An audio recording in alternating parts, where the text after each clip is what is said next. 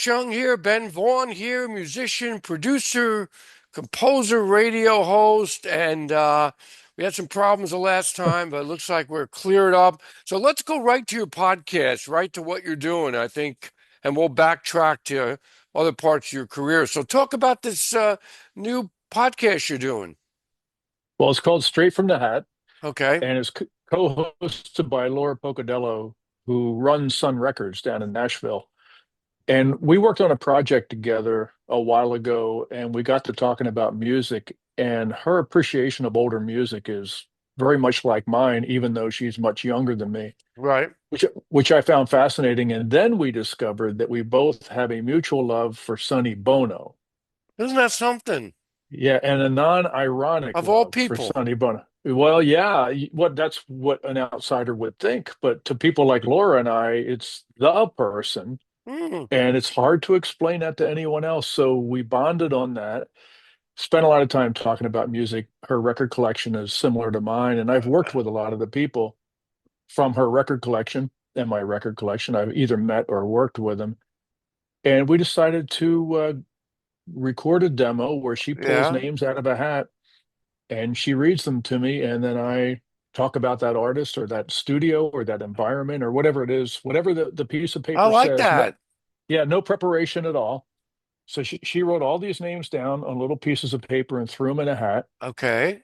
And we recorded a demo, and that demo lasted 3 hours. 21 names were pulled out of the hat, Oh my and gosh. Wow. we had we had a lot of fun doing it. And we played it for other people, and everyone suggested that we chop it together into episodes and release this as a podcast, which is what we did January 22nd, and it's out, and the reaction has been overwhelmingly positive. It's a beautiful thing. Uh, We're very proud of it, and it's the whole thing has been fun. There hasn't been one moment of what I would call labor, hmm. which is very rare, in the Yeah. entertainment business. Well, Because that's what you want. You yeah, want that kind of feel. there's a lot of times where you find yourself in situations where you're manipulating a lot of things to get an effect. This is a natural, the effect is built in. It's been great. It's really been great. Now, is this the same Sun Records that Sam Phillips started?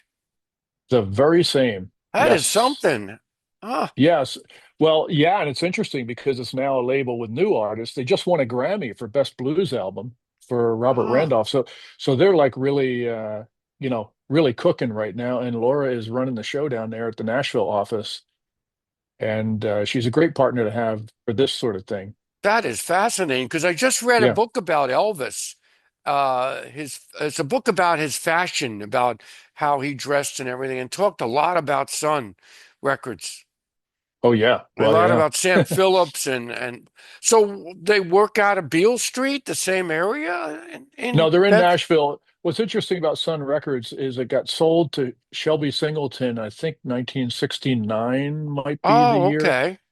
And everything moved to Nashville then. So they've been in Nashville since the late 60s, which a lot of people don't know. But uh, yeah, yeah. And they're not only the reissues, but current artists, current releases and everything. They're really on fire right now.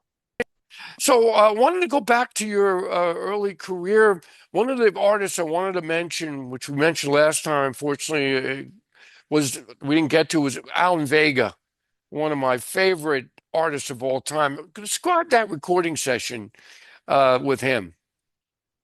Well, Alan Vega is probably the most artistic person I've not only had a chance to work with, but probably have ever met. Hmm. Like a true artist. He insisted on living in the moment. And I know that that's kind of a cliche to live in the moment, and it's almost impossible to achieve, Yeah. although we're all trying. Um, Ah, you're right. Alan was there. I mean, I had never worked with anyone who refused to have any expectations about what might happen even 1 second after the moment that we were in. Hmm. Uh, I wanted to record. I was a big fan of Suicide, and I was a big fan of his solo albums. And I always heard Alan as a blues singer in my mind, Yeah. a blues singer uh, in like a minimalistic, artistic, electronic environment. But I always heard his voice as a guy who could really sing the blues. So I suggested to him that we make a blues album, like a late night blues album. There's some really cool Charlie Rich sessions that were recorded after Oh, I midnight. love Charlie Rich. He's Yeah, great. there's one song called "Don't Put No Headstone on My Grave," which is an previously unreleased recording by Charlie, definitely after midnight and definitely after the liquor was flowing. And it's a real inspiration. Like Mm, whenever I need inspiration, I usually cue that up because talk about being in the moment. yeah, I I had imagine. it. It wasn't even supposed to be released because it was so loose, and it's amazing, you know. And there's a Carl Perkins song too. Uh, Your Love Done Rubbed Off on Me, I think it's called, where the same thing is happening. It's the song is falling apart, but the talent is there, Yeah, and the blues is there. And with Alan Vega, I kind of wanted to bring the inspiration of those kind of records into his world and have him sing in an environment like that. And Alex Chilton was the perfect guy to work with yeah, I'm sure with that. to make that happen because he was also into deconstruction and also into uh, unprofessionalism as Oh, an art okay. as an art form. Like unpreparedness was an exciting thing to him and an exciting thing to Alan. And I was the student in some ways because I had handled a lot of budgets and I've dealt with a lot of record labels and, running a Yeah, recording session on time, you had to do a lot of pre-planning and all that kind of stuff. So I had a lot of experience with the nuts and bolts of coming in on budget with a record, uh, producing in that sense where you're, producing a yeah. product for the label to then do their thing with. And with Alan, that discussion could not be had. I booked time and didn't even know how much time to book. And I brought and Alex came up from New Orleans. This was recorded in New York City, and we just went into the studio late at night and recorded with all the lights off, and Oh, just that's great. we just push record. And I would be playing bass, and Alex would be playing guitar, and would either have a drum machine, or I would sit down behind the drums, and Alex would play guitar, and then Alan with a handheld mic would just start improvising lyrics, and the amount of lyrics that guy was able to conjure out of his head was something I'd never seen He before. was like a shaman, music shaman, you It know? totally was, Right? totally was. He Ah, totally was, and a really inspirational guy, and a very passionate person. always. And as much aggression and as much anger that you feel in a lot of his music, he had that much love for other people in his real life. So he was one of the most loving and nurturing people. Always felt protective of me. In fact, he had like an uncle. Exactly. That's And what it was. not only an uncle, but also a guy who knew people. So if he got into trouble, he could put a word in, and then maybe you wouldn't be in trouble anymore. He had Yeah, but that. he was dressed like Alan Vega. He had the Yeah, headband yeah, on yeah, and yeah, the yeah. whole, but I always remember that moment with Alan. And then when I saw that you worked with Alan Vega, I said, what a connection there. Oh man, working with him, being friends with him, I'm a lucky person. He was, there was only one Alan Vega, man, completely singular human being, and his Mm, art. I mean, and the records he made near the end of his life are still unlistenable to me because they're so ahead of their time. yeah. I need to be alive for another 20 years before it's going to make sense to me. He was not the weird thing about him. He was in the moment, but he was also Yes, way into the future at the same he time. A very, was. very strange combination. Yeah. So Uh, I want to talk about the Rambler 65 record though. That's a sure. fascinating story. Let's hear about that, how you made a record in your car. Well, before I tell you about that, I want to tell you that I saw Liquid Liquid at the East Side Club in Philadelphia in 1982, Get out of here. 81, Wow. maybe. Yeah, yeah. That's I saw you something. guys. I saw you guys. We played in Philadelphia twice. We played in 80s and then in 2009 we played in Philly. How Really? about Wow. that? That's I was something. I, I was the one in the 80s. I Oh, was I that. was I was hanging out. I was there. Oh man, that's something. Yeah, we had some good shows back then. Yeah. So let me see. Rambler 65. Um, I was working in a recording studio, a pretty expensive recording studio, and we were trying to get a good sound on some conga drums. And Okay. so we had them set up in the main room, and we're listening back and I go, man, they don't sound good. So then we started putting baffles around it. And then the guy plays, I'm like, it still doesn't sound good. So then we're hanging towels over the baffles. We're creating a tent almost, right, for That's this funny. guy. So I had my Rambler parked outside, and as a joke, just joking, I said I could get a better sound in my Rambler. Let's take him out there and hang one mic, and everybody Right. laughed. And then I started thinking, I wonder. I owned two Ramblers at the time. I had a 64, which was in really great shape, and I had a 65, which still ran, but the floorboards were rotting out, and there's a lot of things wrong with it. Right. And so I decided to see if I could indeed make a good sounding record in my car. So I did a sound check. I dragged my entire recording studio out of my house into the driveway, and I loaded it into the 64 Rambler and did a Hmm. sound check. And then I loaded it into the 65 Rambler and did a sound check. And the 65 was definitely better sounding than the That's funny. 64. Now, what So were you recording on? What, a cassette deck, or was it no, a? no, I had a 8-track reel to reel, and I had Oh, a, that's a a great. a In the mixing car. board. Yeah, and I had That speakers, and is I great. brought my, I one thing I discovered, what's really funny about this, EQ magazine, which at the time was a very big recording industry magazine.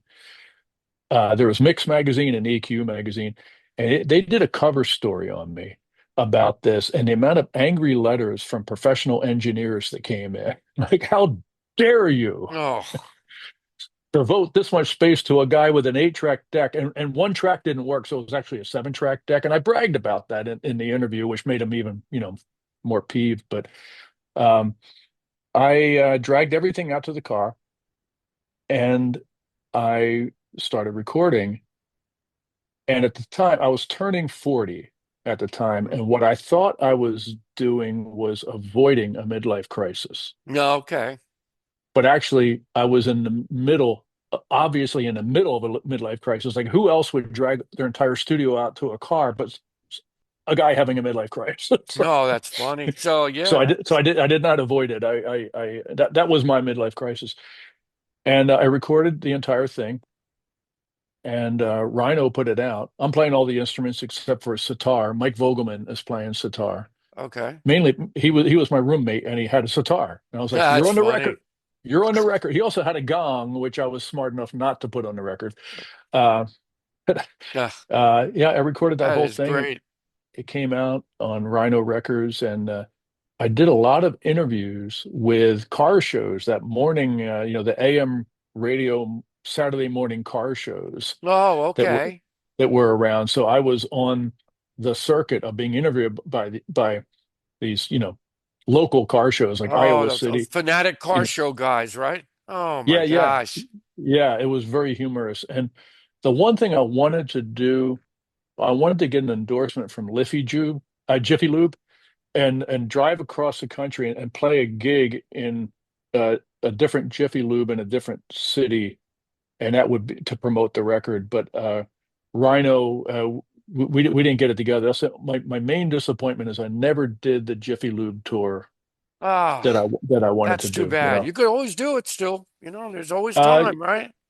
I think I think I've moved on. I want to talk about your TV career here with music scores. That's another great story. Let's hear about that. Well, that involves a Rambler. I drove across country from New Jersey. I left on New Year's Day, Okay. otherwise known as the day after New Year's Eve. If you're a Yeah. musician, New Year's Eve is bigger than New Year's Day. Uh, because you play, that's when you make the big money. Right. Like for me, New Year's Eve was the biggest paying gig of the year, and you had it booked, usually by April. You Mm. already knew where you were going to be on New Year's Eve. So for me, New Year's Day is, I call it the day after New Year's, just out of habit. Okay. because I would sleep all day on New Year's Day because I played all night the night before.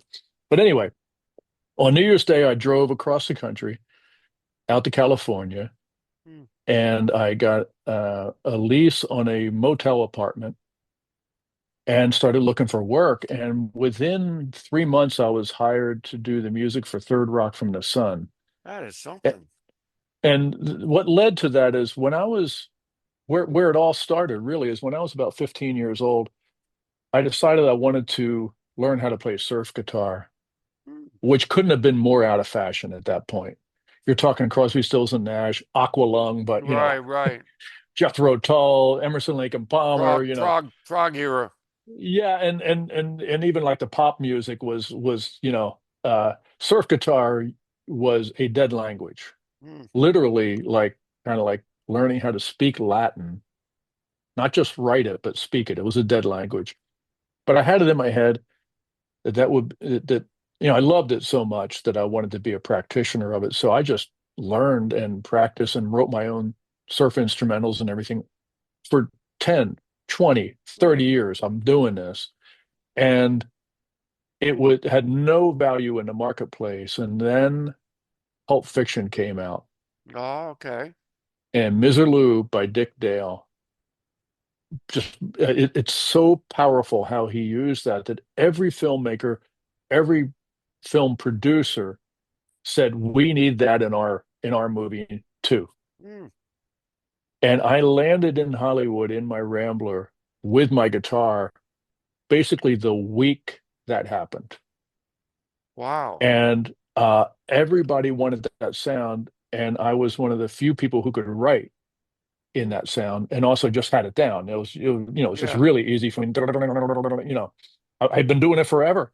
Isn't that So something? I landed in town with the right talent and specific, customized talent. And I was hired to do the music for Third Rock, which became a hit overnight. And the wild thing about that is the first night that we aired, there was a blizzard across half the country, and everybody was stuck at home. And we were the only show to debut that week. Boy, The that's only lucky. the Yeah, the only Wow. brand new TV show, network TV show. So everybody watched it. I think it was 23 million people watched that first episode. Holy smoke. 23 million people heard my music that night. I could make 100,000 albums. I could tour every day. I could play three concerts a day in three different cities a day for the rest of my life and still never reach that number. Yeah. And the irony of it is that the record business kept telling me that I was too weird and too weird to be successful. Right. Whereas network TV, which is, NBC, must see TV, Right. they were like, no, you're not too weird. We love what you do. Boom. And I get a show and I'm allowed to completely be myself and uh, have success with it. And get paid for it, right? Finally. Yeah. That's great. And They actually, you did the 70s show too, right? I did. Yeah. Same people. Man. So after one season of Third Rock or a season and a half, maybe, they get the idea for that 70s show. And I was automatically the composer for that. They just said, here, it's yours. And so I was their guy. Um, Mm. and I had a great run. I was really lucky because I worked on two shows, two sitcoms that were Mm. actually funny. They were actually Yeah. funny and intelligent, well-written shows. I was really lucky because a lot of sitcoms they came and went because they just weren't that funny. They were Right. kind I of remember that. yeah, just kind of like the shallow end of the pool of humor. They weren't really digging very deep and just a lot of wisecracking and timing and everything, but not much depth. But those two shows that I worked on, I was really lucky because they were written and created by the people who worked at Saturday Night Live. So Oh, wow. that yeah, they came from a great talent pool. And they and Did you go to the sets at all to watch the oh show get yeah, made? yeah, I hung around. I met a lot of people. You could do a whole hat full of names of who Mm. I met when I was like I worked with John Cleese which is Oh, he's pretty funny. great. I like him. Yeah, we had a scene where he was singing karaoke and he takes it too far and puts a helmet on with horns and does Wagner in a karaoke bar. And I was brought in because I was the composer. They said, John wants some direction from the composer. I'm like, I don't, I don't have anything to offer, but I'll go down. So I go down to the sound stage and John Cleese, I spent like maybe 2 days with him, I think. And he kept asking me, kept wanting input from me on whether he was doing a good job lip syncing Wagner. And I, being a rock and roll guy, Yeah, yeah. you're kind of asking the wrong guy, but uh, that was a really cool That's some experience. experience. So, is any Yeah. celebrities that stand out that you really enjoyed meeting besides him? Oh, let me think. Who did we have on that show? We had so many people on that show. A lot of great character actors. Hmm. Harry Morgan. Oh, I Uh, remember him. Yeah, yeah, he was on a lot of shows. he played the dean of the college on that show, and he was in MASH, and Right. he was also in Dragnet. Yep. He was the sidekick on Dragnet, and something else too, some other show. Harry Morgan, hanging out with him in the commissary. I'm hanging out with Harry Morgan in That's the something. commissary. Yeah, we had Jack Carter on. Uh, I remember. Yeah, I remember those yeah, guys.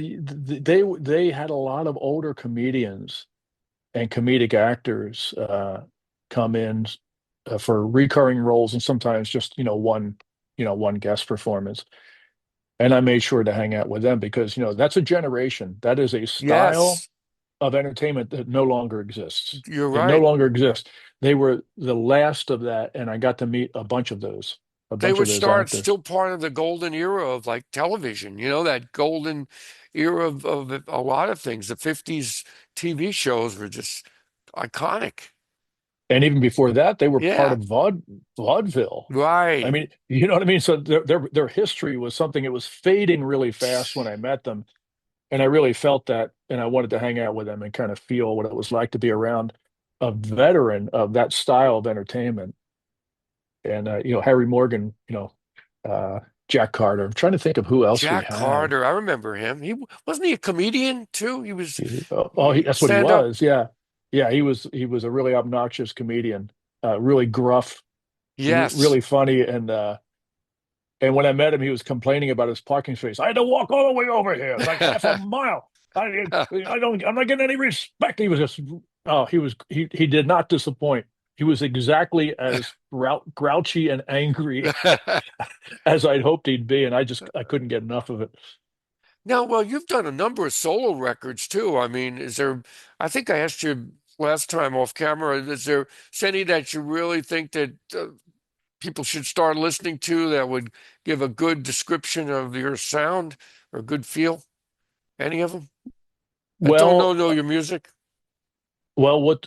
Hmm. Well, for me, Okay. listening to myself, which is something I don't do. Most artists don't. You make a record and then you just move on, and you I have a new agree. record, and you have a new record in your head of what you want to do next. So, Right, right. you know, you're involved in it when it's happening, right up until the final mix and then the mastering. You approve the mastering and the art and everything. And the minute it's out the Yeah, door, that's it. I never listen to them again. So I'm the worst guy to ask. You'd have to ask like somebody who's an actual fan. I'm a fan of what Okay. I do. So But we could find it but on Bandcamp, your records, or on the label that you put it out on. well, some of them, yes. My catalog fell out of print quite a long time ago. So I'm one of those guys. Like, there's a band called Deer Tick. I'm not sure if you're Oh, familiar I've with heard of them. them. Yeah. Yeah, yeah. Those guys discovered me because they found a vinyl copy of one of my records at a used record store, and then they contacted me, and now we're working together. We just recorded a record together Oh, I see. that's going to be coming out in October. And but they had to find a physical copy of my record in order to discover it because a lot of my stuff is out of print, Hmm. and we're working on.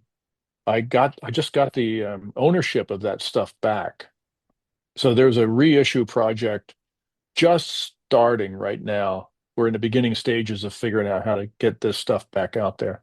Yeah. Because I get asked a lot about the old records, and the only answer I have is go to a used record store, and luckily You they won't find it. gout. Yeah, and they won't gouge you for it. You Oh know. yeah, of course. Yeah. So you did are you still on the radio with this the many moods of Ben Vaughn? Is that still happening? I sure am. And Uh, what is that about? You got that radio voice. I do. Wow, thank you. Actually, it was funny when I was 14 or 15, my voice changed, Hmm.